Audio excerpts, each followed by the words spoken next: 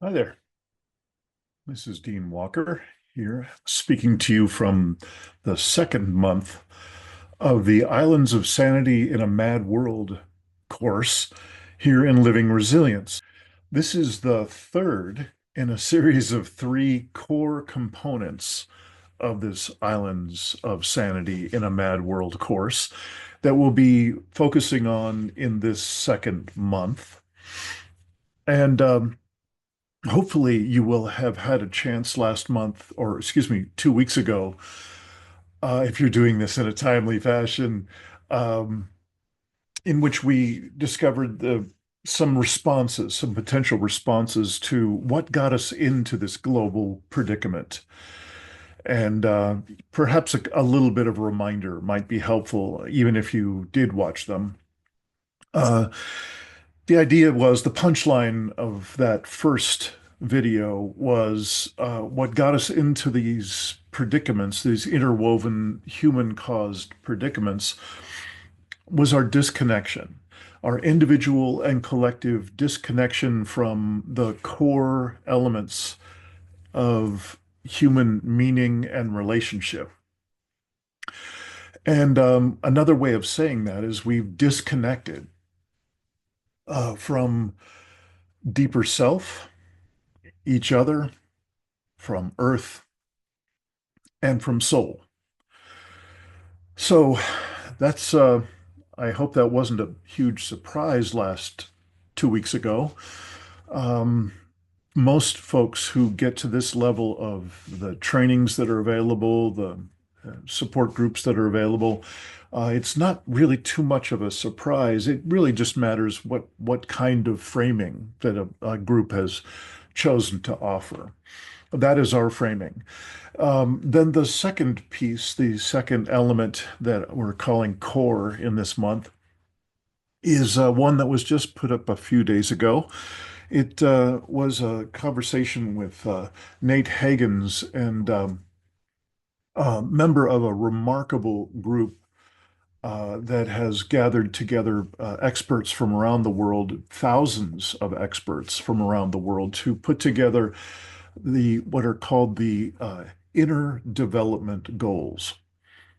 So these inner development goals are extraordinarily aspirational. They are global at scale.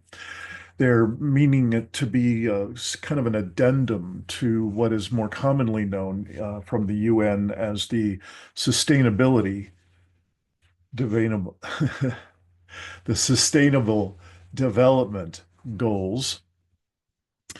And they're quite different. The Sustainable Development Goals are very much policy oriented, as is the usual output from the UN.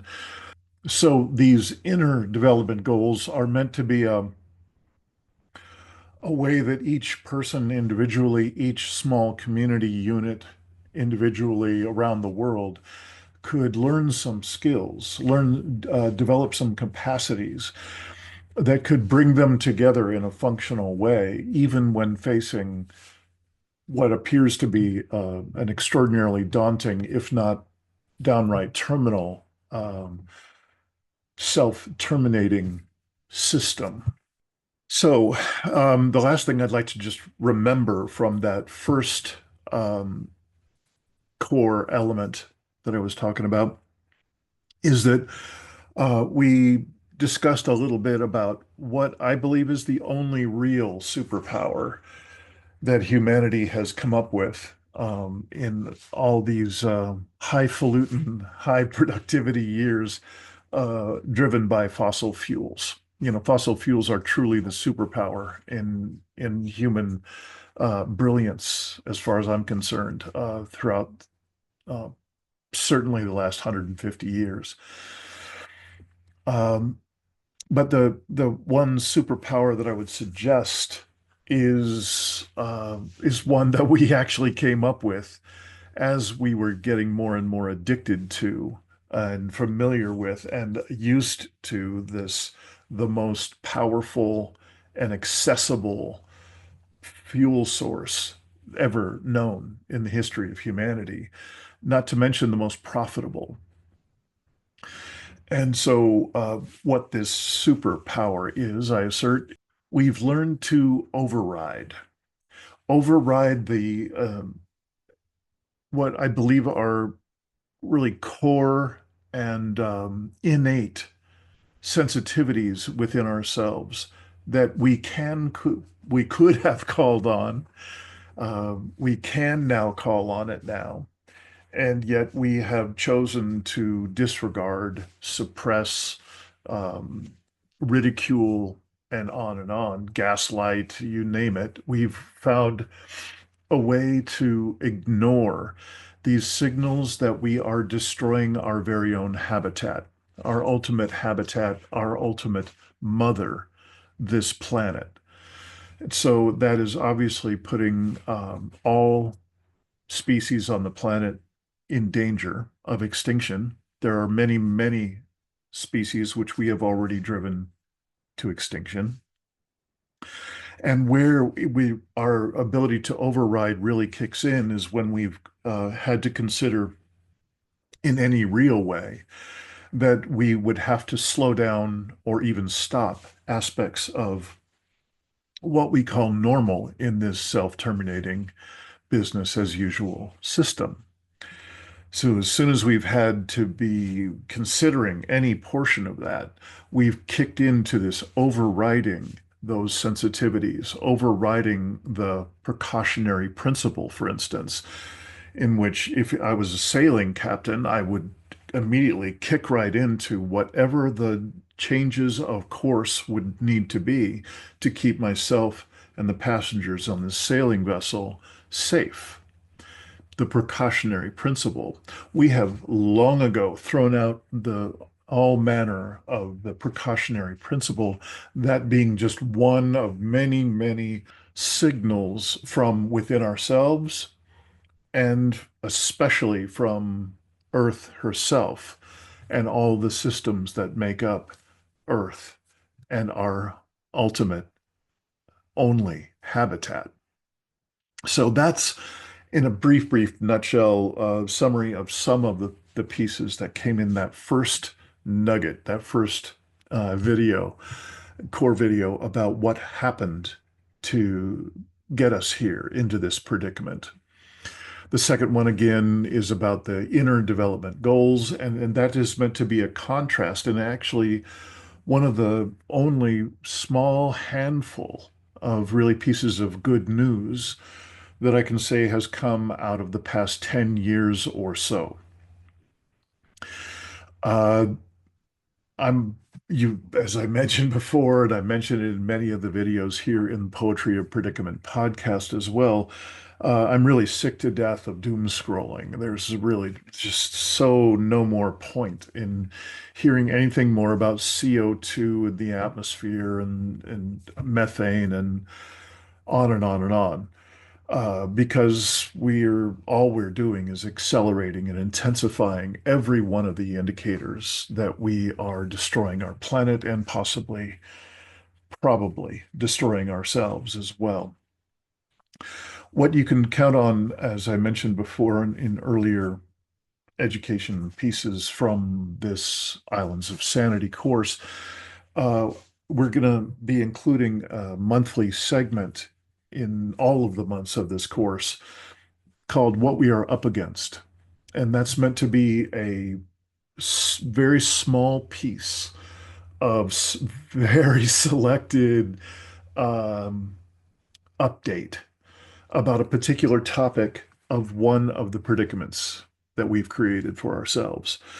And so just be aware of that. And I hope you'll find value in those. Those are very carefully selected and curated, meant to be the absolute minimum of that, what we often call the sober data here, or doom scrolling.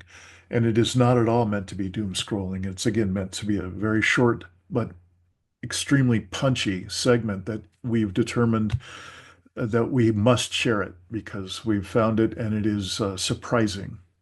Each one will be different and each one will hopefully be important and surprising for you.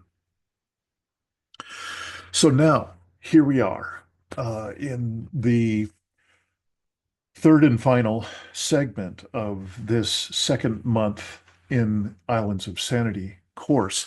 And this one is so now we know something about where we've come. We also have another piece offered in that second video in what is some of the extraordinarily high end work being done on a very large version of what we might call around here the inner work of collapse. The inner work of collapse. That is the work of here in Living Resilience. So let's get going on this. This is meant to be a very short overview of these practices of reconnection and practices of reclaiming center. This is the core of our work. If you'll remember a while back in that first month, we went through the Paul Chafurka's stages of awareness. Those stages of awareness took us from business as usual, kind of the baseline where most people will be on the planet for the rest of their lives without any shift. Then at each of the 4 or 5 steps that there are in Paul Chafurka's stages of awareness model, we become more systems aware. We have a broader and broader, more inclusive awareness of what's going on in the world, that we are not, everything is not okay, and that we actually are a part of these systems, and that we have multiple breakdowns, multiple problems, if you will, and predicaments that we need to somehow make sense of in order to be functional in our life, in our day, in our world. So at each of the Paul Chafurka stages of awareness, we have crafted a menu of practices and resources that we hope you will find extremely valuable. We're looking forward to you adding to that list in that menu, and for you to curate for yourself a set of practices that really are a fit for you, given whatever it is that matters most to you in your life and your circumstances, and what you see as the capacities or skill sets that are most valuable for you to be learning, given what you're good at and what you're not so good at, what you have plenty of capacity for, and to be able to stay present in the face of uh, more and more stressors, and what you don't, what you just don't have the capacity for. You get knocked off center quite easily in these particular areas, that it might be good to take on some practices of reconnection or practices of reclaiming center. And the idea, ideally, is that you would bring that curated list of practices that are current for you now to some kind of support group. Perhaps it's something that is a group that you've connected with here in Living Resilience in our programs here. But really, there's no reason why you couldn't take this freshly minted set of practices that are particularly relevant and important to you, and you bring them to whatever your support group might look like. If you're truly lucky, you've got a little support group in your own home, and you're with your own intimate others, your family, your spouse, your significant other, your neighborhood, your community group, a special focus group that you've got from other interest, pockets of interest in your world that is shifting to include this kind of growing of ourselves. So that is our wish for you. It's certainly what we are aiming to do for ourselves, those of us who are contributing to the various deep dive experiential support groups that we offer here, in addition to the more drop-in support group style that is also available, for instance, in our Tuesday Safe Circle groups. All the information for that can be found in the show notes below, and certainly in our online community space, which is also, the link is available for that below. Uh, Basically, whatever you might be needing, we hope we can help you find it in that Living Resilience online community space. So, practices of reconnection. Do you remember practices we disconnected from deeper self, from each other, from earth, and from soul? And center was another way of speaking about what it is to be disconnected. That experience of being center is can also be called a feeling of being home, deeply at home inside our own felt experience of being a human being. It's the place where if you and I are really close friends, and you ask me, no, Dean, how are you really doing? This is where I would go. I always kind of show you this sweep of my hand from about the top of my neck down to my perineum, and it's the center, the core of my body. I would call this the implicit. My implicit senses are here. This is the deep part of me where when I'm deeply moved, I'm deeply moved from in here. The whole punchline for this center section of the work of living resilience in this Paul Chafurka model is, how can I best reclaim center? How can I spend more and more time and deepen my experience of being here in this implicit senses or implicit organs of perception? This is where I want to be as much as possible. Many of our practices that we'll choose, mine will be different than yours. It's fine, but we can still be greatly of service to one another, sitting in circle and supporting each other in growing these skills, these capacities within ourselves. The uh, practices of reconnection are just another way to say that, but it works for me to say that in a different way. Reconnection as opposed to reclaiming center. Reclaiming center feels like a very personal process, and I can feel that center in a number of different ways in my own system. Practices of reconnection tend to be something that's outside of me, but reconnection, right? The One of the easiest ways to keep track of what is that reconnection is just to go through that little, it's not quite a mnemonic, but that short list. Reconnection with deeper self, with other people, with earth, and with soul. And at the initial stages, we're going to do a very brief rundown of what are these kind of practices, why do we list them in the ways that I'm just talking about now. And that'll be the brief introduction for practices of reconnection, practices of reclaiming center here in this three-part introduction in month 2.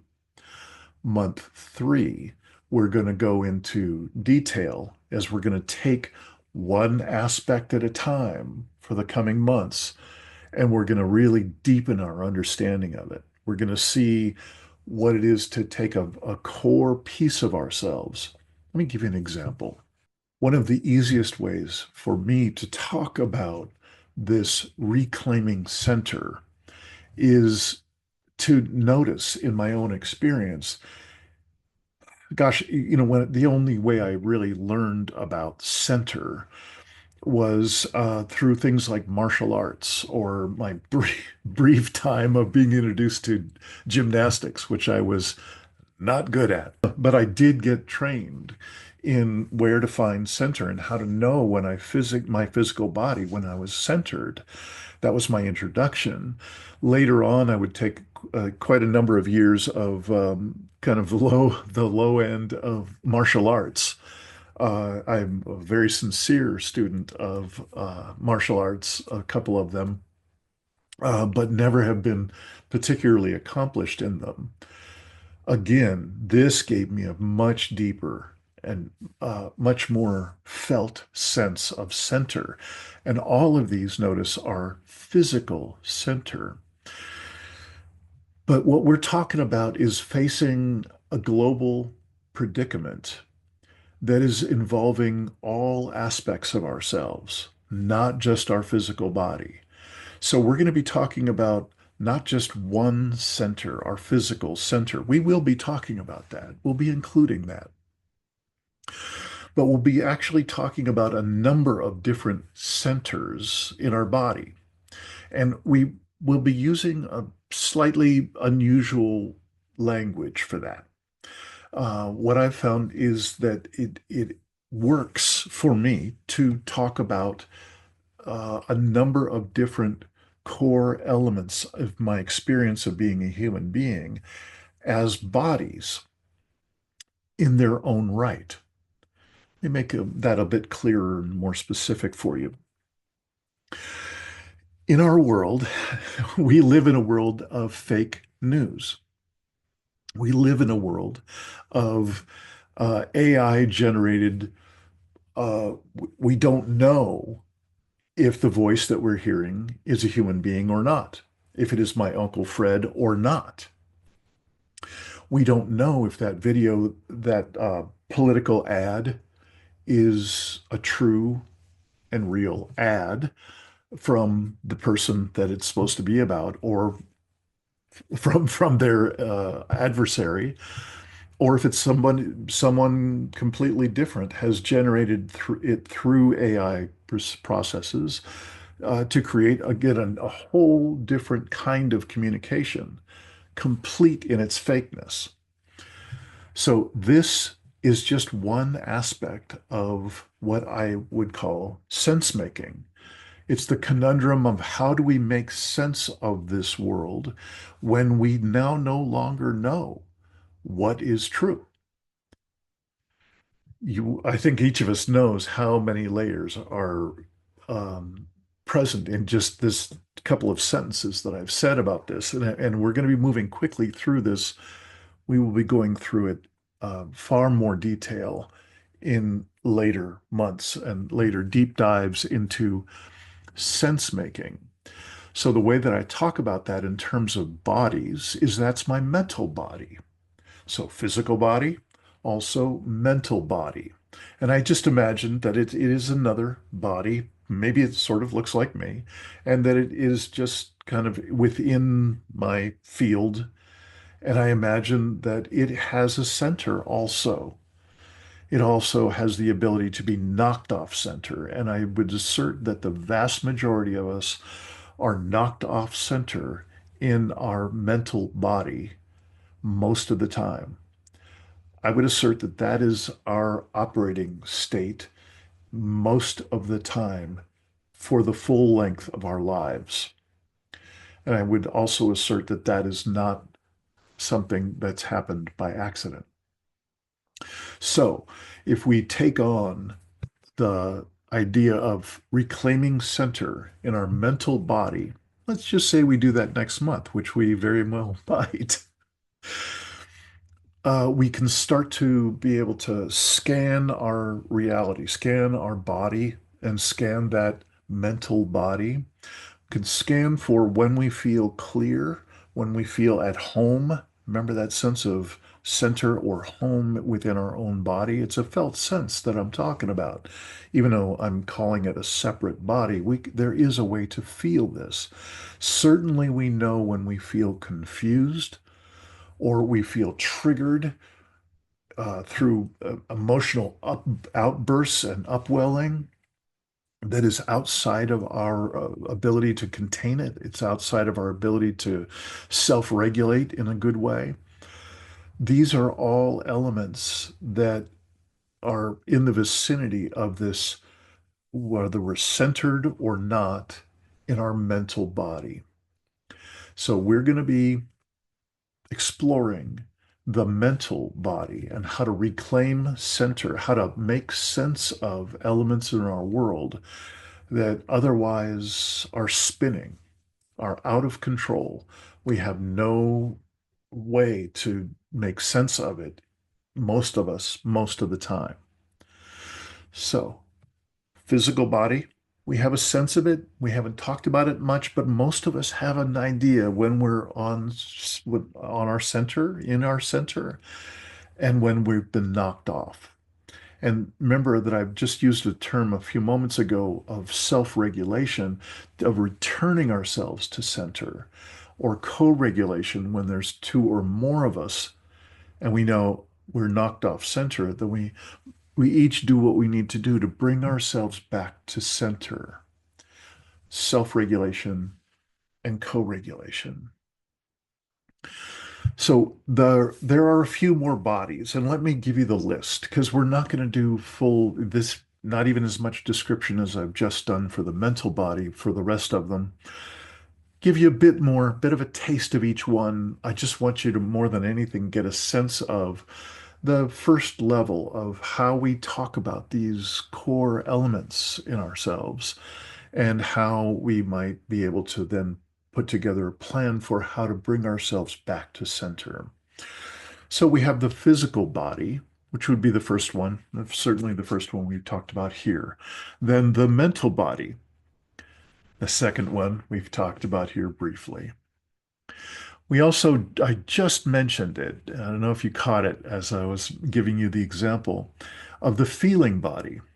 So it's our emotions and feelings, which both hang out in this third body in ourselves.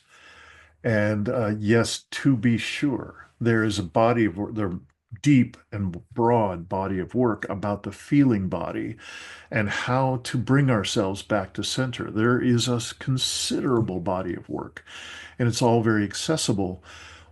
One thing I warn you, though, is that for many, many people, that override that I mentioned before, our tendency to override, one of the costs of overriding for the better part of our adult lives is that we become less and less aware of our feeling body. We become more prone to be able to be triggered quite easily or be full and not feel like we have the space to be around others if they are needing attention or needing something emotionally or they themselves are triggered.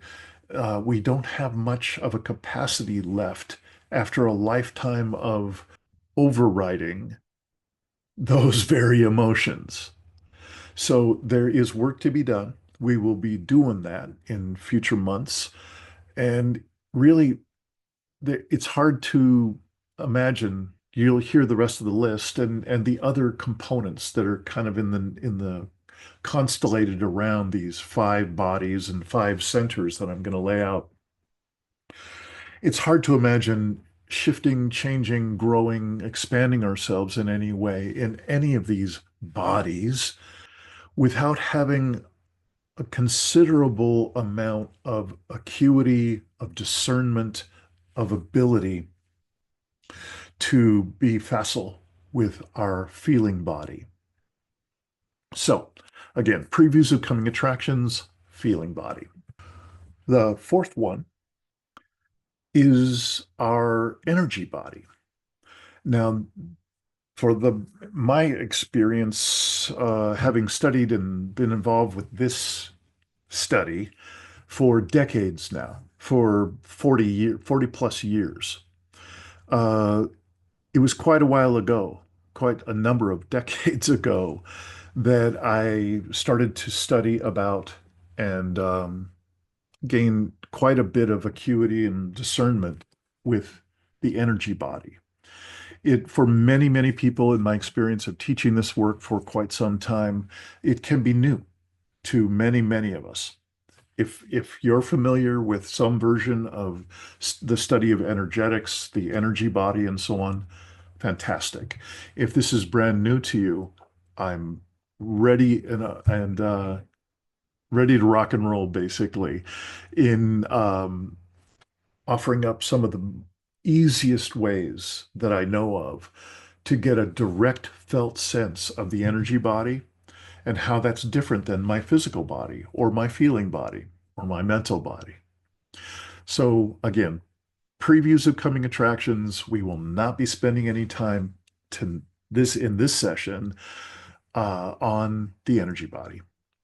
The last one, also, we will not be spending any time on, but I'll give you a few basic parameters for it. This last one, last body, if you will, last core element within our system is our soul or archetypal body. So this is another one that for many people, boy, the word soul and the word archetypal are both either what the heck is that, or come with some sort of baggage that which, some cultural pocket or another might have added some baggage to either of those terms or both of them. What I can tell you is that I have never been a religious person. And so if you have a religious interpretation of soul, the one that we use around here may be quite different. And I would just ask that you stay open to hearing what our definition is. And if you need to end up using a different term, absolutely fine. We have no dogma here, and you don't we will not be forcing anyone to take on any of our definitions and so on. This is really just creating, best we can, a shared language for some of the most important elements in our human bodies, lives, systems, and how to be present within ourselves to know when we are back to center in any one of these bodies, these core elements, and when we're off center. It's a tremendously important discernment to be able to have within our own body. And then to be able to also see our loved ones around us and to be able to notice my mother, my father, my mate, my child, they're having trouble. They're off center in some way. And how can we self-regulate or co-regulate in such a way that we can get ourselves back to center? Or is there something else called for? That's the kind of, again, previews of coming attractions for different types of practices for each of these bodies or core elements. So that's the short version, the short introduction to the types of what we mean by reconnection, what we mean by reclaiming center. Hopefully, we've left you with more questions or more kind of curiosities than we have answers, because there haven't been a lot of answers here yet in this video. It is meant to be just a very broad scale map of the territory out ahead of us in these coming months in Islands of Sanity course. Thank you so much for your attention. Thank you so much for your participation in this program. And please make a point of visiting the safe, the personalized, what's the word I'm looking for, the private sharing and chat space that there is for this course in the Living Resilience community space.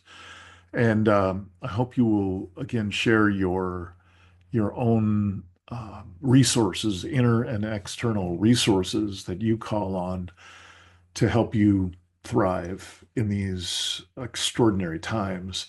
And we look forward to hoping to get to know you in perhaps the Saturday live um, course sessions, and or perhaps in a safe circle call coming up soon. Thanks again. Bye.